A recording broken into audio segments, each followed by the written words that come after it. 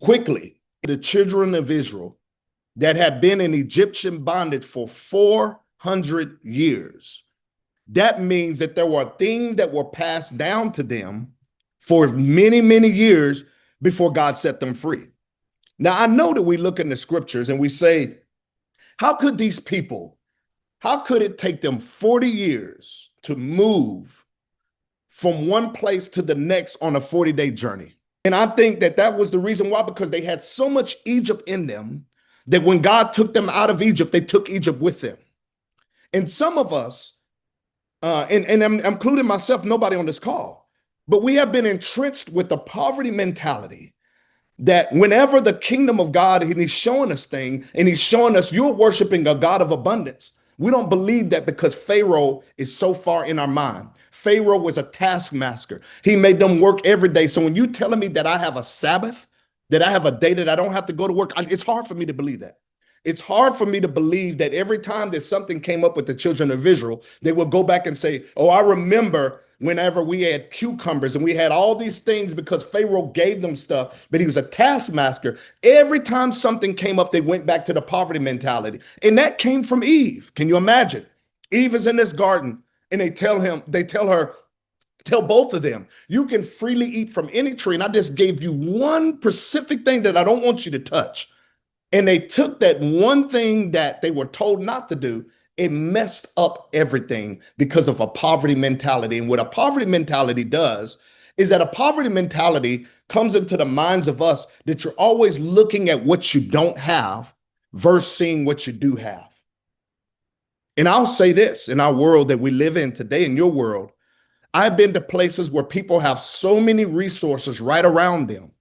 But because they have such a low self-view of themselves, like the children of Israel, that even when God comes with instructions and gives them these instructions, they don't use those instructions because they don't believe that they can do more than what they do. And what Israel had was an inferiority mindset. And God was saying, and he went through Moses and said, no, you are created in the image of God.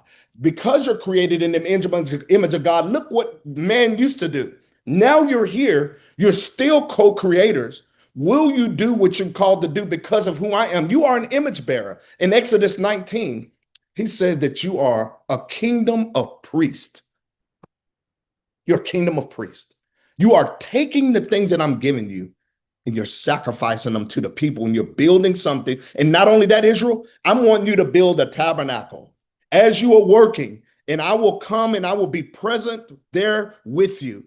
And I will be that pillar of fire at night and a cloud by day. I'm going to dwell with you and I love you. And as I'm doing that, in Exodus 36, it says, Bezalel and Oholiab and every craftsman in whom the Lord, listen, in whom the Lord has put skill and intelligence to know how to do any work in the construction of the sanctuary shall work in accordance with all that the Lord has commanded.